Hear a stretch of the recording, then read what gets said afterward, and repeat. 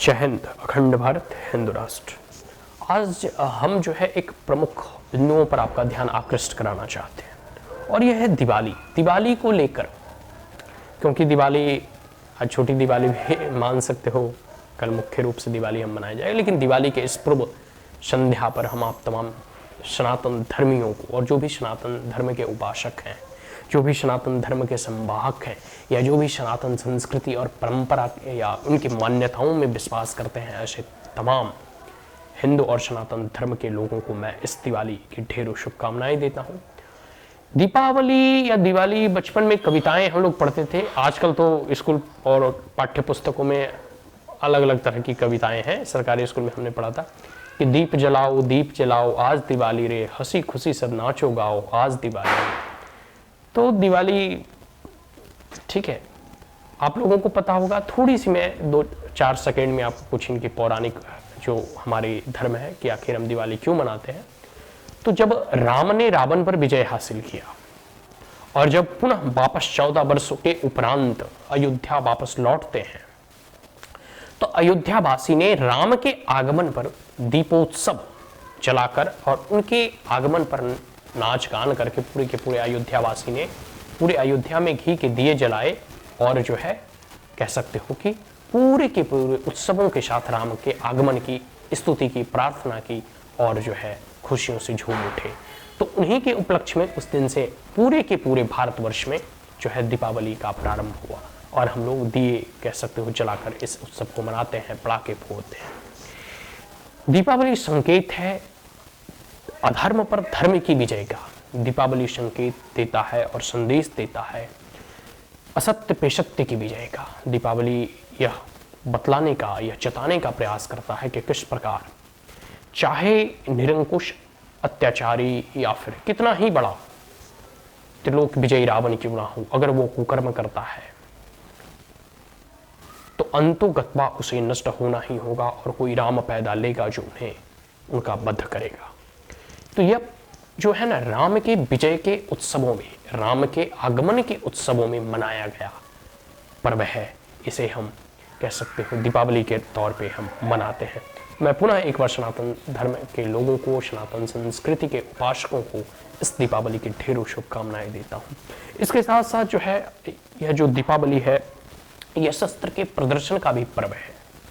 ऐसे तो सभी हमारे जितने भी हिंदू देवी देवता हैं, सब के जो है ना कह सकते हो एक हाथ में अगर शास्त्र है या एक हाथ से अगर वो आशीर्वाद और शांति का प्रतीक देते हैं, तो दूसरे हाथ में उनके शस्त्र भी है। चाहे देवी दुर्गा देख लो, श्री राम देख लो, कृष्ण देख लो, कैसे कृष्ण मुरली बजाने वाले के हाथ में सुदर्शन चक्र भी होता है, कैसे राम ने सब चीज परित्याग कर दिया, धन दौलत राजपाट सब चीज छोड़कर जंगल चले गए, वनवास को गए, लेकिन उन्होंने शस्त्र का त्याग नहीं किया और शस्त्र आजीवन अपने साथ रखे।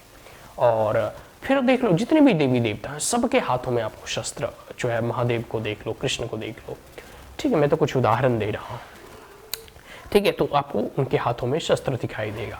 तो यह प्रतीक है और यह हिंदुओं को संदेश देने का, कह सकते हो सनातन धर्मियों को, या जैसे कोई भी पर्व त्योहार आता है उनसे आप सीखें कि आखिर यह परिवार हम राम के चरित्रों का जो है कह सकते हो कि वर्णन अगर आप करोगे तो इसमें खास करके दीपावली में कि कैसे वो विजयी के उपरांत माता सीता को लेकर और 14 वर्ष वनवास को जो है पूर्ण करके जो है अयोध्या वापस लौटते हैं। तो यह प्रतीक जीत का भी है, यह प्रतीक विजय का भी है, जो हम अपने विजय को किस प्रकार से सेलिब्रेट करते हैं और किस प्रकार से उत्सव में मनाते हैं, इसका भी यह संदेश देने का प्रयास करता है। और आपको पता ही होगा कि एक लंबे युद्ध चला राम और रावण के बीच में। तो युद्ध अगर धर्म की हो तो वो जीतेगा ही आज ना कल, इसका भी यह प्रतीक है। जो धर्म में है उसकी विजय होगी ही, इसका ही यह संदेश है, ठीक है। इसके साथ साथ कुछ लोग जो है अभी सो कॉल्ड इंटेलेक्चुअल और पर्यावरणविद, ठीक है, दीपावली में कहते हैं कि भाई आप पीसफुल जो है सिर्फ घी के दिए जलाओ, पटाखे मत फोड़ो। तो ऐसे काले नेमियों और जिहादियों से हम यह कहना चाहते हैं कि भाई तुम साल भर गाड़ी चलाते हो, गाड़ी वगैरह चलाते हो ना, बाइक चलाते हो, मोटर कार चलाते हो, जो भी सारी चीजें हैं, उससे प्रदूषण नहीं होता क्या? तुम भी पैदल चलो, दूसरे को उपदेश और ज्ञान पेलने में तो बड़ा तेज हो जाते हो। एक दिन साल भर में 365 दिन में एक दिन दीपावली आता है, उसमें भी हम पटाखे नहीं फोड़े, बारे बाप पर्यावरण विद साल भर गाड़ी चलाते हो, सिगरेट फूकते हो, बॉलीवुड के भांडों को देखो सिगरेट फूकते हैं, और बहुत सारे ऐसे कुकर में ये लोग करते हैं। ये लोग साल भर जो है प्रदूषण करते हैं, एसी वगैरह चलाते हो, मतलब साल भर ये लोग प्रदूषण करने में लगे हुए होते हैं। उससे प्रदूषण नहीं होता, एक दिन पटाखे चलाओगे तो प्रदूषण हो जाएगा। बकरियां डर जाती हैं, कुत्ते भड़क जाते हैं, गाय डर जाती है, भाई कोई कुछ नहीं डरता।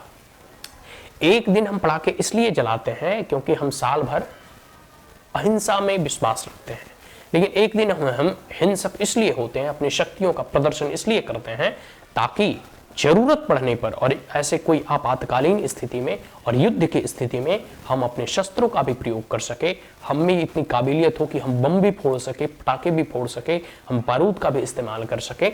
और एक प्रकार से कह सकते हो कि वो जो कह सकते हैं साउंड का भी एक बहुत बड़ा इम्पैक्ट होता है, कैसे बम से पटाखे फूटते हैं और उस साउंड को हम इंजॉय करते हैं। तो साउंड अपने आप में एक एनर्जी है, सोर्स ऑफ एनर्जी है, तो उस एनर्जी का आदान प्रदान होता है। तो ये सब सारी चीजें हैं। और जो ये लोग जो है ना कहते हैं कि भाई वेद और पुराणों में जो है इसका जिक्र नहीं है, या फिर हम लोग उस वक्त पटाखे नहीं थे, भाई हर एक समय में पटाखा था, ठीक है। रामायण काल से ही आप देखो ना ब्रह्मशस्त्र वगैरह का प्रयोग हुआ है। महाभारत काल में भी जो है सुदर्शन चक्र वगैरह का या फिर ब्रह्मशस्त्र का अर्जुन वगैरह संधान करते हैं। फिर जो है आप कौटिल्य चाणक्य के समय में भी देखोगे तो वो बहुत बड़े अर्थशास्त्री तो थे ही, साथ साथ रसायन का भी उन्हें बहुत बड़ा ज्ञान था। अग्निबाण वगैरह का जो आप लोग जिक्र मानते हैं, तो हम हमेशा जो है हम स्पष्ट मानते हैं कि पटाखे थे। और स्कंद पुराण में ये देखो, एस जे साईं दीपक का मैं ट्विटर देख रहा था, उसमें आया एस जे साईं दीपक कहते हैं कि स्कंद पुराण जो है उसमें जो है फायर क्रैकर्स का जिक्र है और स्पिरिचुअल स्पार्क का वर्णन है, जिसमें वो कहते हैं कि spiritual spark in fire crack and ignite your tradition. आप अपनी परंपरा, आप अपनी ट्रेडिशन को कभी भी जो है नष्ट होने ना दे। और एक षड्यंत्र के भांति हिंदू त्योहारों को, हिंदू उत्सवों को जो है टारगेट करने का प्रयास किया जा रहा है। और पर्यावरण के नाम पर, पर्यावरण ही संरक्षण करना है भाई, तो अपने घर में जो है बड़े बड़े मेज और बड़े बड़े जो कुर्सियां लगाते हो ना, वो मत लगाओ, ठीक है। आप जमीन पर बैठो, और वो जो पेड़ काटकर जो है कुर्सियां, टेबल और चेयर बनाते हो, इसको मत बनाओ, क्योंकि पेड़ कटने से भी पर्यावरण का नुकसान होता है। गाड़ियां से मत चला करो, बैलगाड़ी से चलो और पैदल चला करो, स्वास्थ्य भी रहेगा और प्रदूषण भी नहीं होगा। सिगरेट बॉलीवुड के भांडों मत फूका करो, ठीक है, इससे जो है पर्यावरण को भी नुकसान पहुंचता है। तो इन जिहादियों और कालनेमियों की बात ना माने। कम से कम मैं ये नहीं कहता कि आप बहुत पटाखे फोड़े, लेकिन एक पटाखे जरूर फोड़े, ताकि आप अपनी परंपरा को भी जीवित रख सकें और आने वाली पीढ़ियों को भी ये दर्शा सकें कि देखो, हम में ने पूरे के पूरे दुनिया में सत्य, अहिंसा और शांति का उपदेश दिया है, लेकिन जरूरत पड़ने पर हम ब्रह्मशस्त्र, अग्निशस्त्र का भी प्रयोग कर सकते हैं। बम पटाखे जलाकर हम अपने जो है कह सकते हो कि होने का एक प्रकार से कह सकते हो कि लोगों को और दुनिया को आहट के माध्यम से यह दिखलाना चाहते हैं कि हम भी हैं, मेरी भी वजूद है, हमारी भी संस्कृति है, हमारी भी परंपरा है, ठीक है। तो ये सब सारी चीजें, और जो भी बोले कि वेद पुराण में जो है पटाखों का वर्णन नहीं है, वो ये बोलना कि स्कंद पुराण में फायर क्रैकर का जिक्र है, ठीक है, स्पिरिचुअल स्पार्क का वर्णन है। आज के लिए इतना ही। तमाम हिंदू धर्मों को और सनातन संस्कृतियों को ढेरों शुभकामनाएं। दीपावली आप हर्षोल्लास के साथ मनाएं। और श्री राम का आगमन भी होने जा रहा है 22 जनवरी को। रामलला जो है एक लंबे संघर्ष के बाद जो है कह सकते हो 500 सालों की जो है एक संघर्ष के बाद अपने राम मंदिर में जो है प्रवेश लेंगे, और नरेंद्र मोदी के कर कमलों के द्वारा उसका उद्घाटन होगा। उस दिन पूरे के पूरे भारत में जो है उत्सव का दिन होगा। तो दिवाली तो हम आज और कल बनाएंगे ही, साथ साथ 22 जनवरी को भी दिवाली मनाई जाएगी। जय हिंद।